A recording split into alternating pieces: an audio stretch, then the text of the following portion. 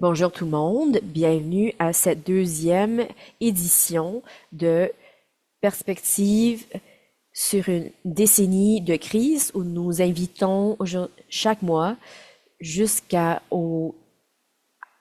jusqu'à l'apogée de la crise nommée par sur les substances nommées par la Colombie-Britannique.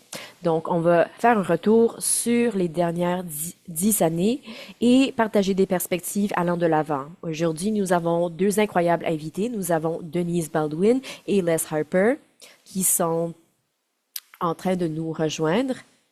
Et je vais juste lire leur biographie. Denise Baldwin est membre de la Première Nation non cédée Chippewawash de Nawash. Denise est une Canadienne noire de cinquième génération issue du chemin de fer clandestin. Denise a plus de 20 ans d'expérience dans le domaine de la prévention, de la supervision, du mentorat et des services communautaires auprès de populations vulnérables. Denise se consacre au développement communautaire et à la prestation de services à diverses communautés, tant sur le plan socio-économique que sur le plan culturel. Denise est directrice du réseau et cofondatrice du réseau autochtone de réduction des méfaits. Et Les sera en train d'animer cette conversation. Il est originaire de la nation Cree de la Saddle Lake, dans le nord de l'Alberta. Il s'engage à faire découvrir le mode de vie traditionnel et les pratiques de guérison dans un environnement urbain à travers l'art et la culture. Les utilise les pratiques artistiques dans le cadre de son travail de conseil de communauté. Il est également directeur du réseau et cofondateur du réseau autochtone de réduction des méfaits. Donc, je vous rejoins aujourd'hui de Tiohtià:ke Muyang, colonialement connu sous le nom de Montréal, qui est le territoire non cédé du peuple Kanien'kehá:ka de Kahnawake et Kanesatake. C'était une priorité pour moi d'organiser cet événement spécifique parmi cette série d'événements pour plusieurs raisons. Évidemment, dû au fait que les personnes autochtones sont ciblées de façon disproportionnée par les lois sur la consommation. Et ça a un impact sur eux, tel que la surcriminalisation. Et juste pour parler vraiment du cœur aujourd'hui, je viens du Liban et nos voisins sont les peuples palestiniens. Et c'est dans notre histoire récente d'avoir à faire face aux effets bruts de la colonisation, de l'extraction des ressources, du génocide, juste pour que les gens puissent faire de l'argent, de approprier nos terres. Et ceci a créé des exils en masse dans nos communautés. Et c'est pour cette raison-là que je suis ici, colon, en soi-disant Canada. Et une des raisons que j'étais un peu éloignée de cette histoire canadienne, jusqu'à ce que j'ai commencé à rencontrer des personnes autochtones et de me faire des amis de cette communauté. Et je peux parler en tant que personne qui a grandi dans le système d'éducation québécoise. Nous avons été vraiment protégés ou vraiment bloqués de relations avec les personnes autochtones. Et ou bien on nous disait c'était des gens du passé et qu'il y a eu plein de mythes coloniaux qui nous ont été transmis pour faire que ces États continuent à essayer de se légitimiser. Donc, ce travail que je fais actuellement dans la politique sur les substances, en regardant les politiques canadiennes à ce jour, ça nous confronte vraiment à la réalité de cette place et la colonisation présente qui est ici et qui persiste, alors que les médias et le système d'éducation continuent de propager leur propagande dans nos visages. Et dans les actualités, quand les gens sont confrontés à cela, on va souvent entendre ah, mais ça, c'est pas le vrai Canada, c'est pas notre identité. Donc, ce travail me confronte réellement aux impacts et aux intentions des politiques et comment celles-ci ont des impacts continus sur les communautés autochtones. Donc, c'est la raison pourquoi aujourd'hui, je tenais à avoir cette discussion.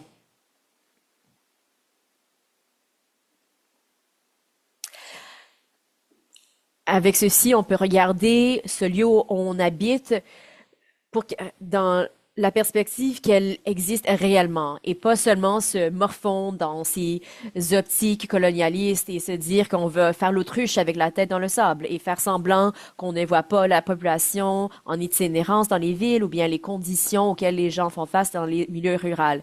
Je vais juste inventer un récit dans ma tête et garder la tête levée. On peut plus faire ça. Donc, merci Denise et Les de nous rejoindre aujourd'hui. Et allons-y. Les, à toi. Merci beaucoup pour cette présentation à nous-mêmes, mais aussi à la communauté. Aussi, je suis juste très intéressée de voir toutes les personnes qui sont ici parmi nous aujourd'hui, des territoires différents, d'où les gens nous proviennent. Moi-même, je viens du territoire de Traité 6 de Saddle Lake et je voulais juste envoyer mes salutations à vous tous qui nous écoutent aujourd'hui. Et puis, ici à Denise qui va nous parler de ses connaissances et ses sagesses concernant les réductions des méfaits que j'ai acquis d'elle au cours des années avec et de ces personnes-là. Donc, c'est tellement un honneur de faire partie de ces conversations. Donc, nous allons parler un peu. Je vais poser des questions à Denise et on va animer une conversation. Et par la suite, il y aura une période de questions. Et j'espère qu'il y aura plusieurs questions de la part des participants. Et j'aimerais sincèrement vous remercier à vous qui nous rejoignons aujourd'hui pour faire partie de cet événement et d'entendre. C'est une histoire absolument unique de la vie de quelqu'un et de son récit, mais c'est aussi une situation de vie assez commune à travers l'île de la Tortue.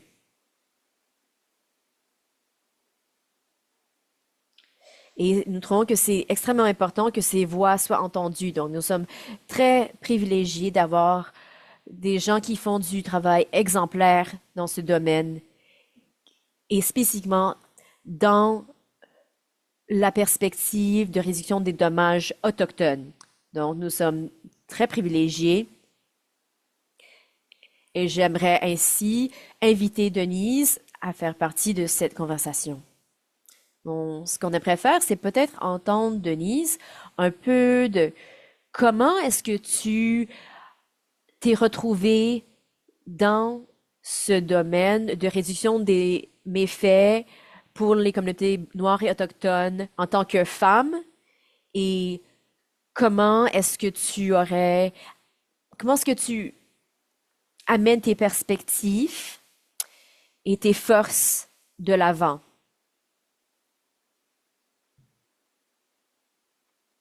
Miigwech, merci Les pour ce chaleureux accueil. Et je voulais juste essayer de demeurer composée, de ne pas être trop émotive parce que c'est difficile par moments d'accepter ces compliments.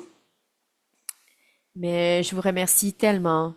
Et je remercie SDPC de m'avoir invité aujourd'hui pour parler de mon histoire dans le contexte de réduction des dommages ainsi que dans le contexte de réduction des méfaits autochtones. Pour moi-même et pour beaucoup d'entre vous, souvent, on faisait beaucoup de travail de réduction des méfaits même avant que ce terme existe. Et en tant que petit enfant, j'ai toujours été quelqu'un qui voulait prendre soin des autres. Et je voulais toujours servir les gens lorsque ça les aidait dans leur vie. Donc, quand j'ai commencé à faire du travail de révision des méfaits, c'était environ 16 ans passés dans la ville de Toronto. Et à l'époque, c'était reconnu que, waouh, j'ai déjà fait beaucoup de ce travail, mais maintenant, on a un nom pour ce travail. Et mon mentor à l'époque, quelqu'un Menette, a dit, voici les quatre piliers de la révision des méfaits, mais ils ont dit, voici comment nous faisons le travail. Parce que ces autres méthodes sont pas représentantes de la communauté autochtone et de nos approches.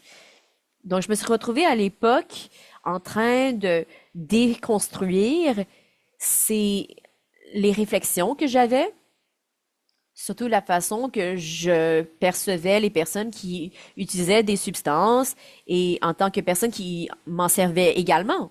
Donc, comment laisser aller cette honte et cette culpabilité et juste essayer de vraiment défaire ces concepts. Et en évoluant dans cette position, j'ai aussi commencé à remarquer d'autres choses. Par exemple, je voyais l'imbrication de la suprématie blanche et comment je devais lutter contre le colonialisme dans, dans chaque moment. Donc, on est toujours en train de lutter contre le génocide en tant que personne autochtone.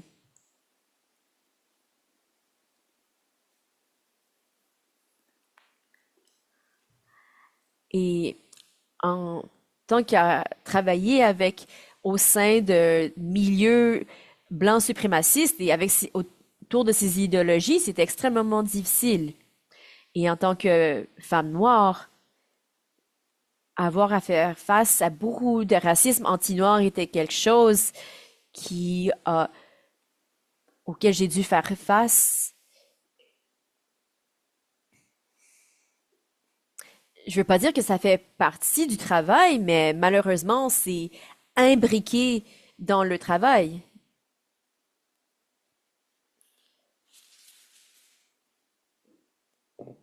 Donc, il y a eu beaucoup de me faire enseigner par des mentors et d'autres membres de la communauté. Et comme toi-même, Les, j'ai beaucoup appris de ta personne et lorsqu'on a compris qu'on faisait beaucoup de travail en parallèle, mais qu'on s'était jamais rencontrés. Et quand on a commencé à travailler ensemble en 2017, on a réuni nos connaissances. Donc, ça, c'est mon historique. Et je me sentais souvent isolée dans ce travail, surtout quand j'étais mis dans une position où je devais créer des partenariats avec d'autres agences et tu sais, tu veux créer des partenariats avec d'autres organismes menés par des autochtones, mais ces organismes étaient en fait basés ou fondés sur l'abstinence. Et ils étaient enracinés dans la honte et la culpabilisation, donc c'était difficile de réellement connecter avec nos peuples de cette façon. Donc, je me sentais très isolée. Et un des principes de la réduction des méfaits, c'est de rencontrer les gens là où ils sont. Donc, c'est ce que j'ai fait. Et j'ai porté ces enseignements de non-interférence aussi. Et ça a vraiment sculpté la, l'entièreté de mon travail. J'ai partagé également avec des gens le fait que j'aurais peut-être pris la retraite par rapport à la révision des méfaits, mais en fait, c'est tellement enraciné dans ma personne, je peux pas invisibiliser ces choses. C'est la façon que je vis ma vie, c'est la façon que j'élève mon enfant, c'est la façon que je m'identifie aux autres. Et ça me permet de vivre avec le non-jugement, côte à côte avec les membres de notre communauté, en les écoutant me dire qu'est-ce qu'ils ont besoin. C'est ça. Je m'identifie tellement à ce que tu dis, surtout que c'est un domaine de travail, de réduction des méfaits, comme tu as dit. Presque toute ma vie, j'ai été en train de faire ce travail et je travaillais dans des cliniques de santé.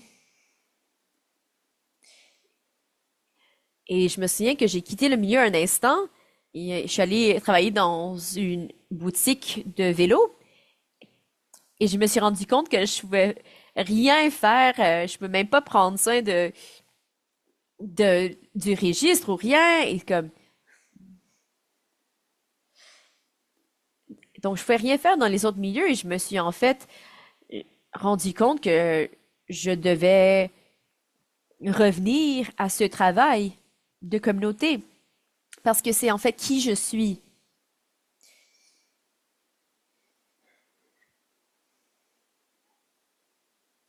Le travail qu'on fait, c'est imbriqué dans la communauté, et ça se nourrit dans cet esprit-là. Donc, 10 ans passés, en 2016, quelle situation aurait changé avant cette ère-là? Donc, parlons du avant et après. Comment est-ce que les choses sont différentes et est-ce qu'il y a des choses importantes à surligner du tout, même?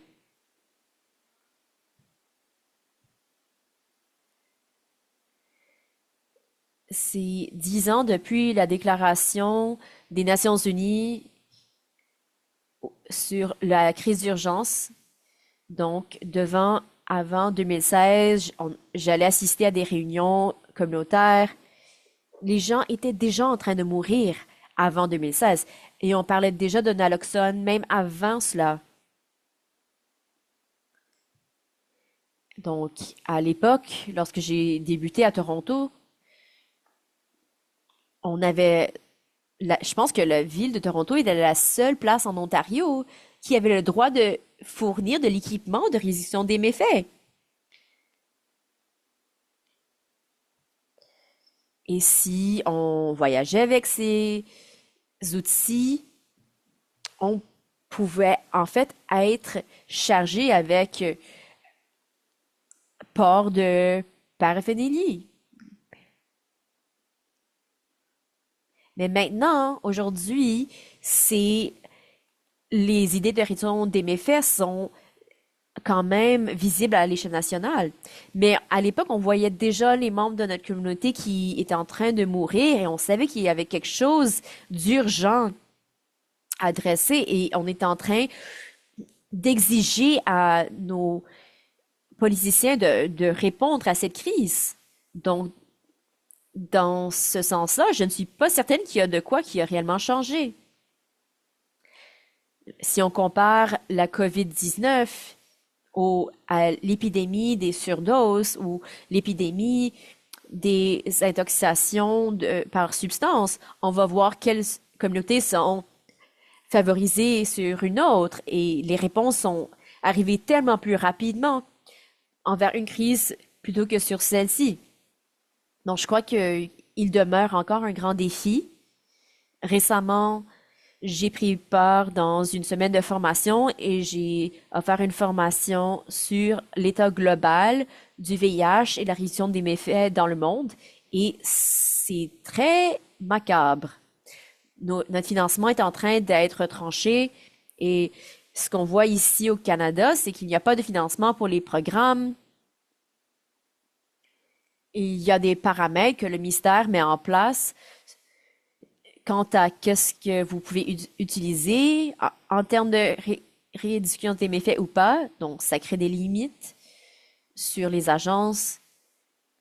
Par exemple, les agences ne peuvent pas acheter des chaussettes, par exemple, parce que ça, c'est seulement pour des agences comme Cardiac, par exemple. Donc, il y a beaucoup de défis à ce niveau-là.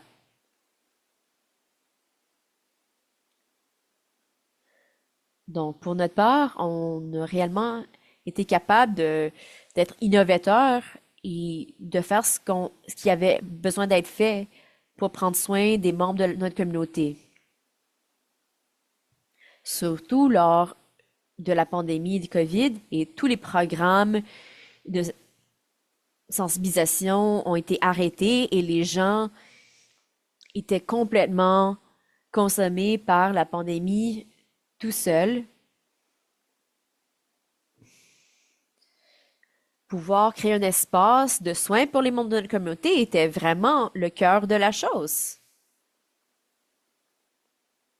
On peut pas se fier en tant que personne autochtone de créer ces changements. Ils ont encore la loi sur les Indiens qui doit nous dicter comment on doit être. Donc à l'époque, pré-2016, il y avait d'autres organismes communautaires de la base qui répondaient aux besoins de la communauté.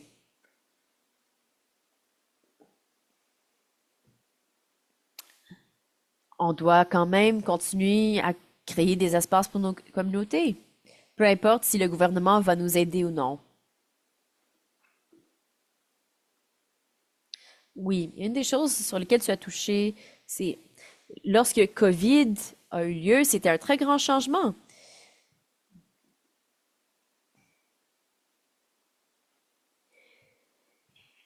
Et il y avait beaucoup des organismes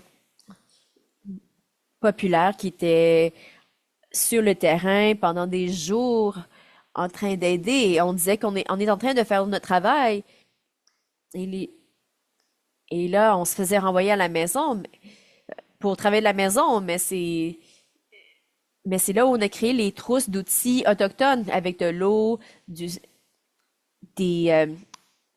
herbes de purification, et c'était les ressources qu'on avait avec lesquelles travailler. Donc, on les a sortis, distribués parce qu'on savait que la communauté en avait besoin. Les magasins étaient fermés.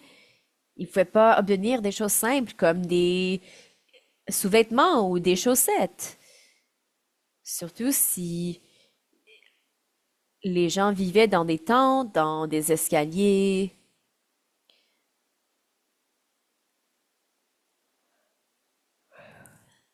C'est devenu des indicateurs très clairs de la situation et de comment, pour le gouvernement, de voir notre État.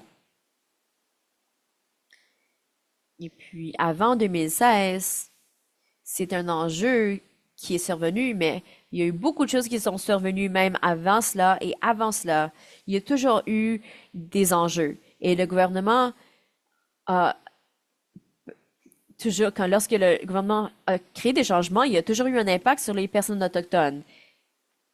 Et c'est jamais pour aider nous comme communauté autochtone. C'est plutôt pour nous voler nos droits.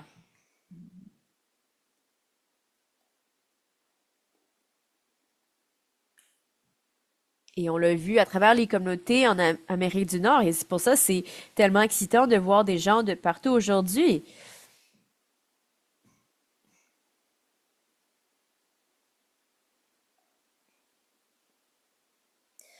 Et lorsqu'il y a eu des décisions politiques pour les personnes autochtones, les... pour nous, ça a été différent.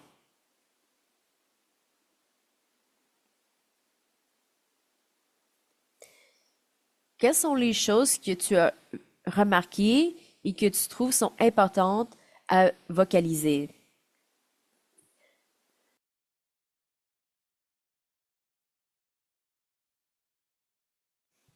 Une chose qui me vient à l'esprit en ce moment, c'est la prohibition. Comment c'était imbriqué dans la loi sur les Indiens. Ces 100 ans de prohibition.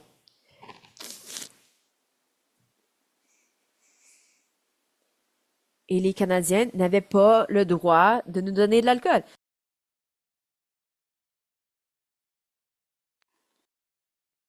Ça l'a officiellement pris fin en 1984, donc à l'époque des voyageurs français, de la prohibition de la vente d'alcool à des, entre guillemets, Indiens.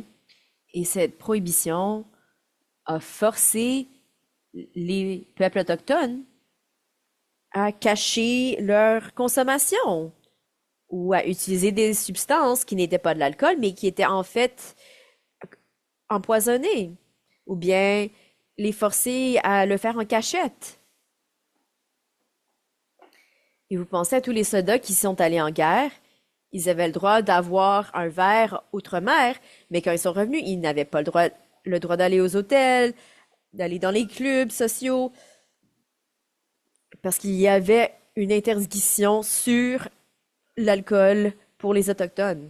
Et une partie de la loi sur les Indiens dit que si vous étiez une personne qui hébergeait une femme autochtone, il classifiait cela comme une forme de prostitution et vous pourriez avoir une amende. Et si on va accélérer jusqu'au présent et on voit les lois qui sont en train d'être déposées et les municipalités comme, comme à Barrie où je vis, on est en train de voir qu'il y a des poussées pour rendre les tentes et les équipements de survie illégaux pour les personnes sur la rue. Et ceci a un impact direct sur les personnes autochtones. On ne devrait pas être en itinérance sur nos terres traditionnelles. Désolé, on ne devrait pas être en train de mourir dans la rue. Et on ne devrait pas avoir à supplier pour quoi que ce soit. Et c'est absolument déchirant. Lorsque tu essaies de faire le travail et tu essaies de bâtir des partenariats pour partager des ressources avec d'autres organismes menés par des Autochtones, et ces organismes n'ont pas une perception aimante des communautés autochtones. Donc, j'ai observé des petits changements au cours des dernières années récemment, hein, et je crois que c'est surtout post-COVID.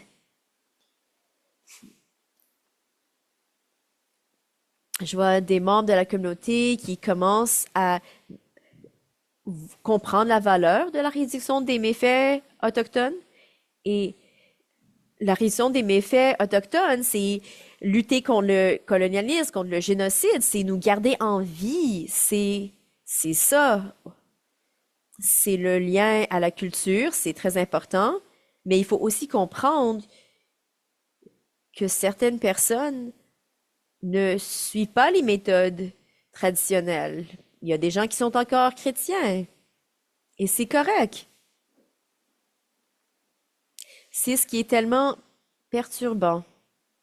Tous les jours, on voit ces nouvelles politiques.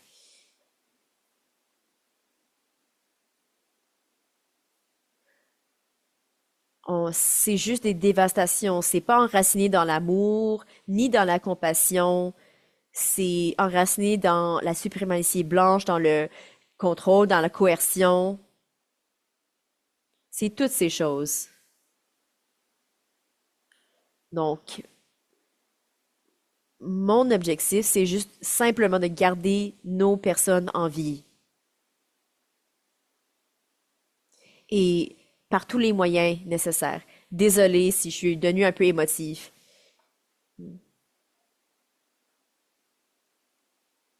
Comment est-ce que ça ne peut pas être émotif?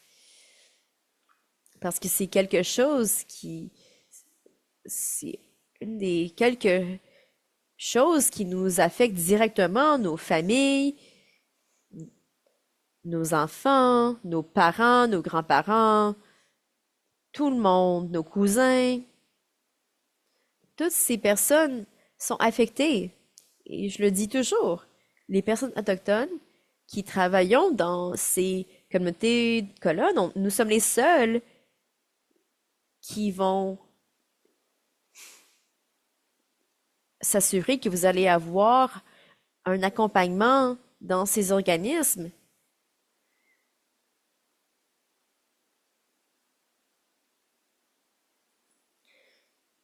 Non, c'est quelque chose que beaucoup de personnes en Amérique du Nord n'ont pas à confronter.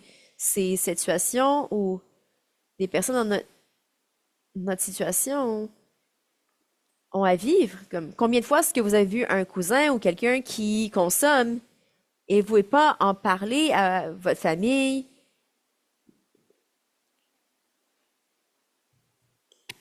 Et vous devez vous assurer que vous maintenez cet anonymat et que vous le respectez, vous offrez le respect qu'il mérite en le faisant.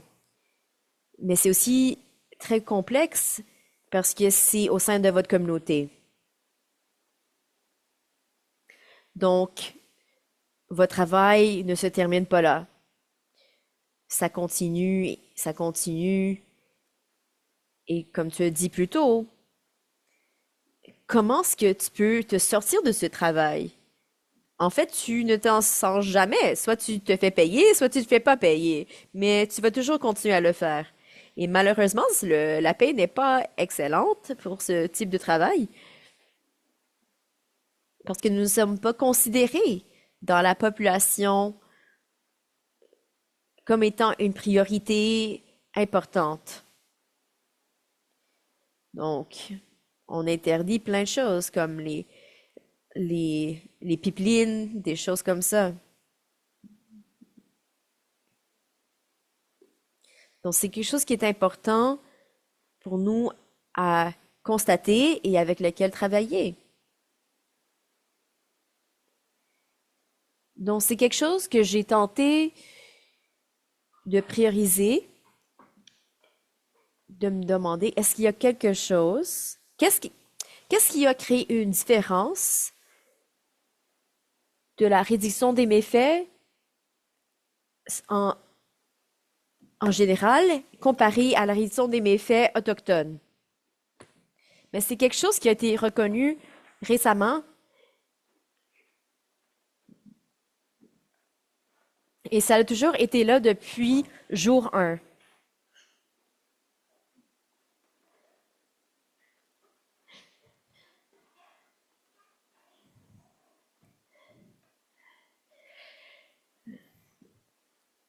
Moi, une chose dont je parle souvent, c'est que la réduction des méfaits autochtones, ça fait simplement partie de notre culture maintenant. On nomme ça la réduction des méfaits autochtones, mais en fait, c'est les 7 enseignements de grand-père.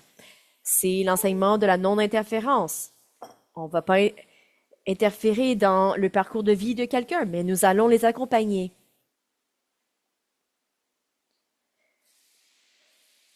Je crois aussi que pour la réduction des méfaits autochtones, il s'agit de l'acceptation de tous. C'est rencontrer tout le monde là où ils sont.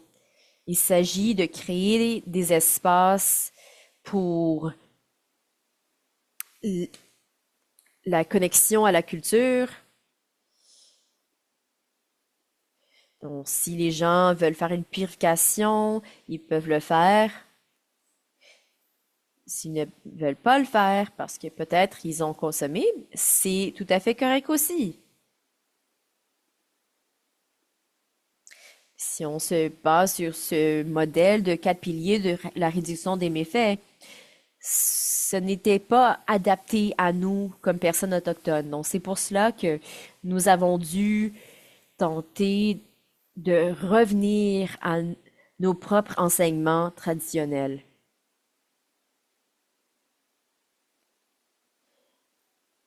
La réduction des méfaits autochtones est enracinée dans l'amour, enracinée dans le respect, dans le courage. C'est toutes ces choses. C'est pour cela que c'est tellement unique. Il n'y a pas une seule façon de la mettre en œuvre. Ça peut varier d'une communauté à une autre, dépendant d'où les gens sont, des territoires sur lesquels ils vivent.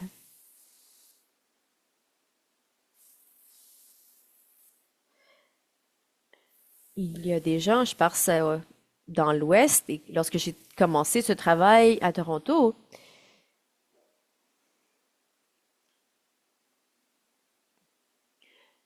je les regardais, je regardais vers eux pour des modèles.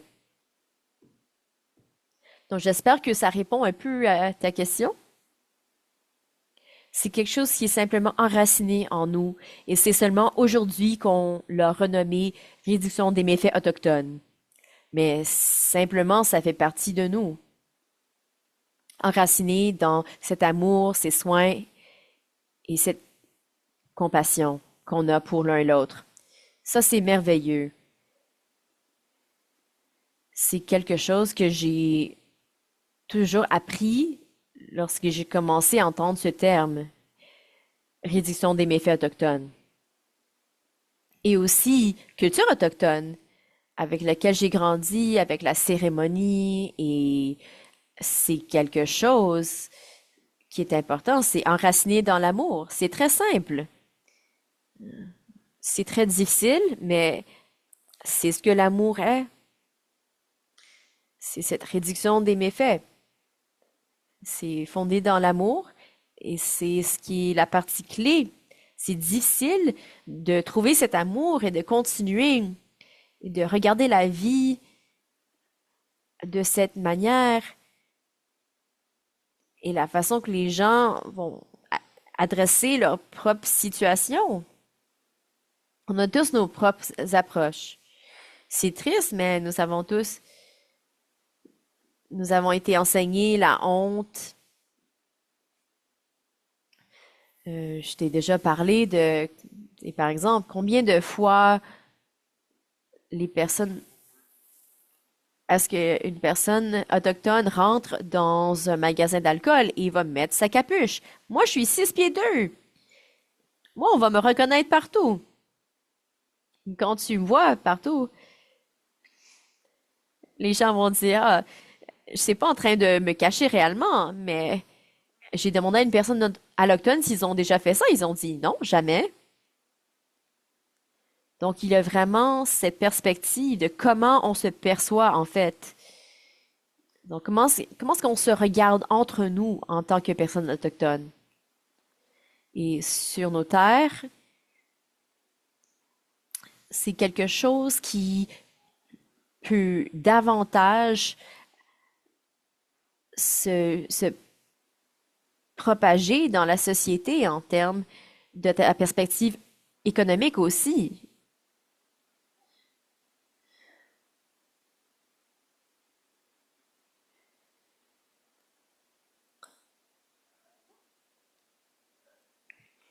Donc, c'est penser à comment est-ce que la réduction des méfaits peut ressembler dans les structures sociales vis-à-vis le bien-être des personnes. Et pour beaucoup de personnes, dans ces situations, ne le voient pas.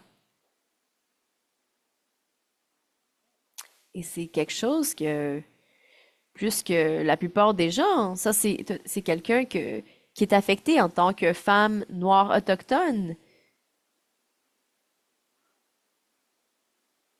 Et on a vu ceci en société tellement de fois. À combien ça a un impact sur toi, sur com- combien ça va être adressé avec une seule action, mais ça peut faire émerger toute une histoire dans ta vie. Je pense que je rajouterais aussi, parce que je sais qu'on a déjà vécu ceci, mais c'est que aussi la la symbolique ou la symbolisation, ça t'affecte énormément. Tu te sens vraiment exploité et je pense que ça se passe beaucoup. Et je pense que ceci arrive très souvent.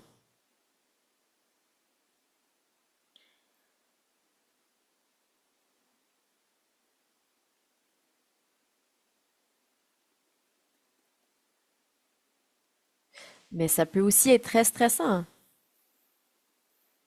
surtout quand vous travaillez dans ces domaines et vous rencontrez un membre de famille.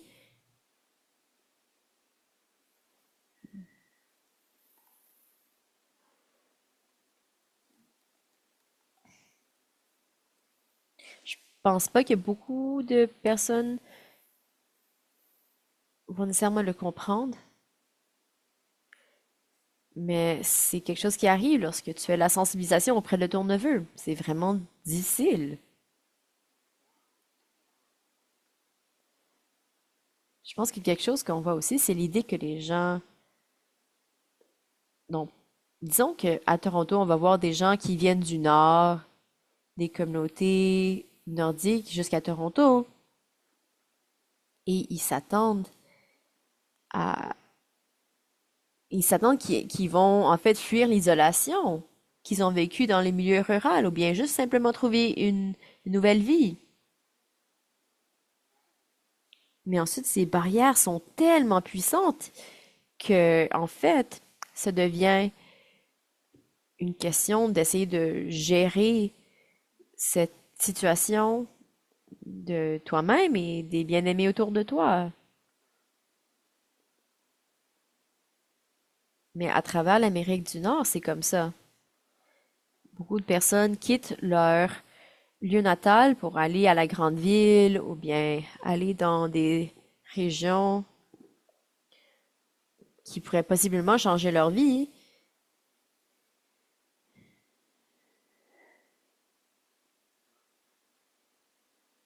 Mais ça peut les confronter à des choses qui sont davantage plus difficiles. Moi-même, j'ai rencontré des personnes lorsque je travaillais à Barrie. Il y avait des gens qui venaient de très, très éloignés.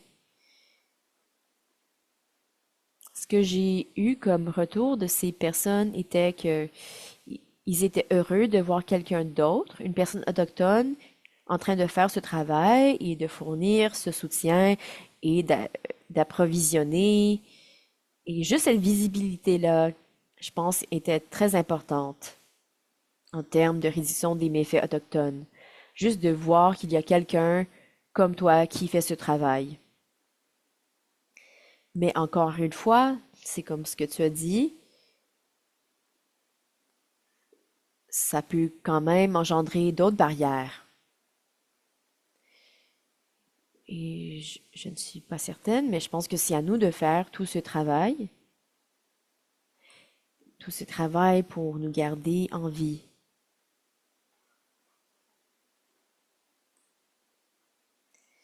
Je pense que l'important, c'est juste d'aider les gens à se sentir heureux d'être en vie, d'apprécier cette offrande de la vie.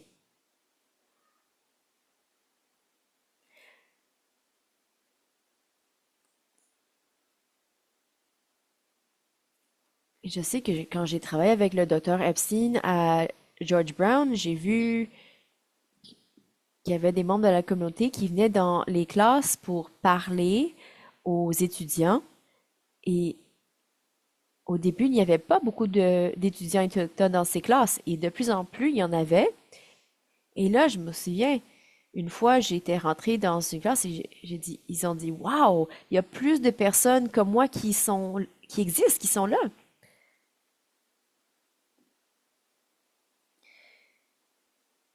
Et c'est le fait de comprendre qu'il y a plus en plus de personnes qui sont là,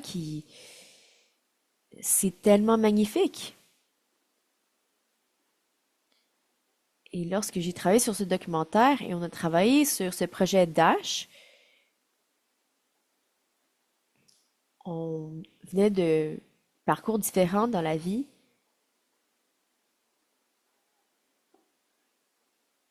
C'était des personnes qui avaient fait face à tellement de barrières systémiques et étaient en train de courir en rond, mais ça leur a fait questionner, est-ce qu'ils peuvent réellement faire ce travail? La culture, c'est pour tout le monde.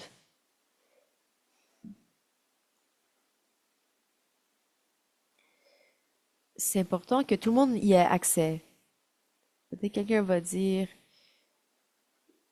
est-ce que je devrais, est-ce, est-ce qu'il y a une règle comme ci, est-ce qu'il y a une règle comme ça? C'est pas moi qui a la relation, le seul dialogue est avec Dieu, là, c'est peut-être. Cependant, peut-être ne faites pas cette chose lorsque vous consommez. Ça, c'est juste une perspective. Ça ne veut pas dire que c'est la bonne.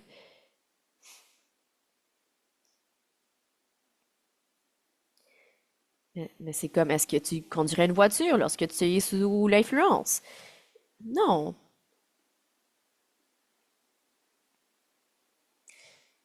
Mais ça, c'est juste un facteur. Mais là, on va arriver à la fin, donc on va déclencher notre période de questions. Donc, je voulais juste, merci, c'est toujours formidable de parler avec toi et d'entendre ta voix. Et comme ça, les gens ont la chance de t'entendre. C'est tellement puissant. Miigwech, j'apprécie tellement cet espace et le fait qu'on puisse se voir et de se visiter et avoir cette conversation. Merci tellement. Avant quoi que ce soit d'autre, j'aimerais juste envoyer un câlin virtuel, Denise. J'ai tellement apprécié comment ouverte tu es par rapport à tes émotions et je pense que les gens dans le chat le sentent aussi. Souvent, quand on travaille dans ces espaces, il y a tellement une de l'auto-limitation, tu sais, on doit se protéger et puis on est en fait en train de, on veut pas que les gens déforment nos mots, donc on doit se protéger. Donc, mais ce sont des vrais deuils et des vraies pertes, mais aussi des vrais bonheurs. Donc, juste le fait d'avoir à digérer tout cela lorsqu'on est en train de gérer des situations de membres de famille, des personnes déplacées ou en situation de trauma. Donc, ça a vraiment résonné avec moi. Donc, c'est un bon rappel pour moi de pas m'auto-surveiller et me prévenir de vivre les émotions. Donc, on va arriver aux questions dans un instant, mais je trouve ça vraiment très, très doux et aimant que les gens sont en train de partager des belles choses dans le chat. La réduction des méfaits, c'est de l'amour, on voulait aussi clarifier euh, ces choses. Donc, c'est pour ça qu'on a parlé de racines, de réduction des méfaits autochtones. On a pensé à la compassion, l'amour, le respect, le soin. Donc, en plus, la question de penser à l'histoire et comment ça perdure dans le temps. Donc, je pense que ça a du sens. Donc, je suis très heureux que ça soit bien communiqué aujourd'hui. Ça me touche beaucoup. Je vais sauter dans la période de questions.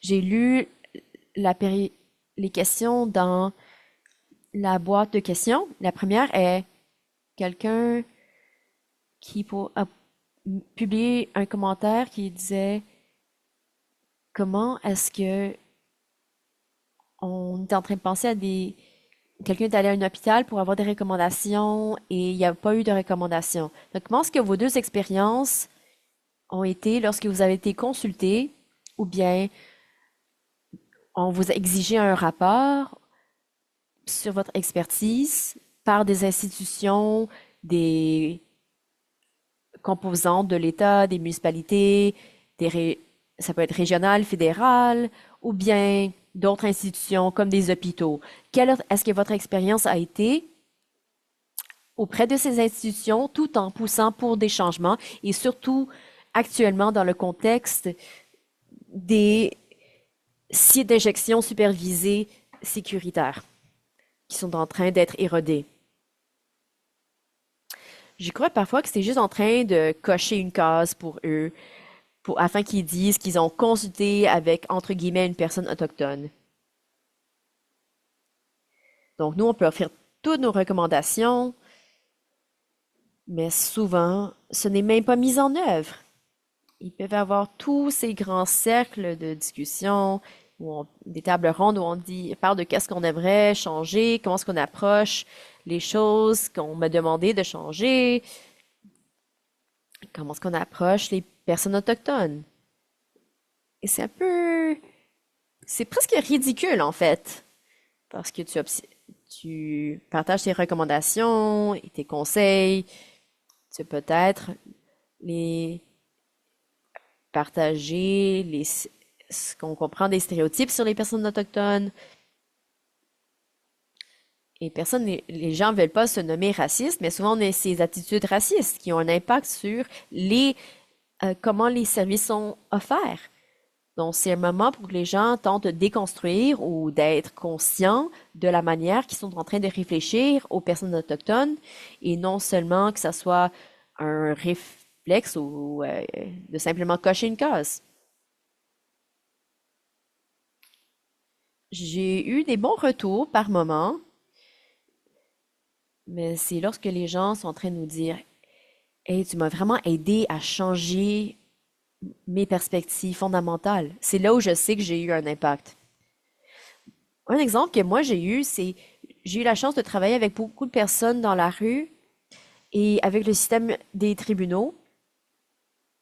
Et il y a quelqu'un qui est amené à l'hôpital, Michael Guérin, et il a dû travailler avec quelqu'un, un petit ours noir, et c'était son nom approprié, mais il s'est avéré que c'était une personne non autochtone. Et toutes ces personnes, en fait, ont été affectées, là. Une personne pouvait plus retourner à son emploi avant que cette personne ait gradué, mais ils ont gardé dans le programme parce qu'ils avaient besoin de chiffres pour garder le programme aller. Les gens dans le programme ont vu qu'il était juste en train de récupérer des informations de l'Internet, mais pas réellement en train d'absorber ce qui était enseigné. Donc finalement, Michael Guerin, il a pris la retraite et puis j'ai été demandé de siéger sur un comité pour gérer l'impact de cette situation et de l'hôpital Michael Guerin. Et j'ai éventuellement quitté ce comité parce que c'était, je voyais aucun, je voyais aucun changement, aucune action qui allait être réellement prise. C'était simplement pour instrumentaliser ma position. Et ça s'est passé dans plein d'hôpitaux. Il y a des gens qui travaillent là avec eux, mais ils ont aucune connaissance de la communauté de réduction des méfaits, des gens ou ni d'approches qui sont culturellement sécuritaires. Ils ont plein de bacs et d'éducation, mais on n'est pas réellement en train de voir qui ils sont. Merci d'avoir partagé ceci. Je crois qu'on a la chance d'avoir une question et il y a tellement d'excellentes questions. Merci tout le monde. Je vais sauvegarder ces questions et je pourrai partager les questions dans le courriel afin qu'on puisse continuer cette conversation. Mais je pense que je vais terminer avec... On essaie toujours de terminer sur une note d'espoir et je pense que cette question sera une excellente question pour clôturer. Désolée à vous tous pour les questions non répondues. En tant qu'une personne noire et autochtone travaillant dans la région des méfaits et avec des membres de la communauté qui utilisent des substances, comment est-ce que vous ne perdez pas l'espoir en faisant ce travail lorsqu'il existe dans des systèmes et structures qui sont réellement établis pour nous faire échouer et qui nous continuent de nous dire qu'on n'a pas de valeur et qu'en ordre, afin d'être de valeur, on doit en fait être face à l'abstinence. Donc pour moi-même, je pense à ma famille et je pense à mon enfant, mon fils, qui est en train de suivre un peu mon parcours. C'est là où je trouve de l'espoir.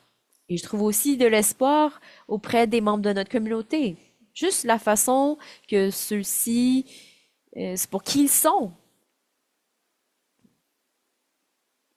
Et je continue de maintenir mes prières et d'offrir de la reconnaissance tous les jours. C'est très difficile de perdre de l'espoir et de ne pas constamment marcher avec de la rage vis-à-vis tout ce qui se passe autour de nous. La thérapie aussi est excellente, mais c'est pour moi-même de m'enraciner auprès de mes ancêtres. Je suis ici à cause d'eux et c'est ça. J'aimerais dire rapidement, pour moi-même, je crois que l'espoir, c'est vraiment pour les perdants. Ce n'est pas durable, mais la force et la croyance en qui tu es en tant que personne est ce qui est le plus grandiose. D'être fier de qui tu es comme personne est en fait ce qui est incroyable. Et je dis toujours, lorsque je me présente, je vais dire, moi je suis une personne, je suis Les Harper et j'utilise la cocaïne et du whisky parce que juste se complètement enlever cette honte, c'est important. Et c'est quelque chose qu'on n'a pas besoin de retenir. Donc, si quelqu'un ici a une honte ou la culpabilité, vous n'avez pas besoin de le garder. Il y a de l'amour qui existe pour que les gens vous entourent et soient là pour vous. Et j'espère que ceci parvienne à vous dans vos vies. Tout cet amour. Merci tellement. Je crois que je ne pourrais pas demander pour une meilleure conclusion à cet événement aujourd'hui. Donc, j'aimerais vous remercier, Les et Denise. Malheureusement, lorsque je vais peser sur le bouton de fermeture, tout le monde va partir. Mais s'il vous plaît, textez-moi si vous voulez faire un retour suite à l'événement. Mais j'aimerais aussi remercier vous tous qui avez participé aujourd'hui et pour toutes vos offrandes dans les commentaires, les niveaux de soutien que vous avez partagés généreusement aujourd'hui. Merci à la Coop Largo de nous permettre de rendre cet événement accessible à la communauté francophone aujourd'hui. Et je crois que tout ceci m'offre de l'espoir aujourd'hui, c'est d'entendre ces conversations et de sentir que on est tous sur la même longueur d'onde, on n'est pas tout seul dans cette lutte. Je ne sais pas si c'est ce qu'on nommerait de l'espoir, mais c'est ancré dans du bien. Donc, merci à vous tous et espérons avoir plus de conversations comme celle-ci cette année.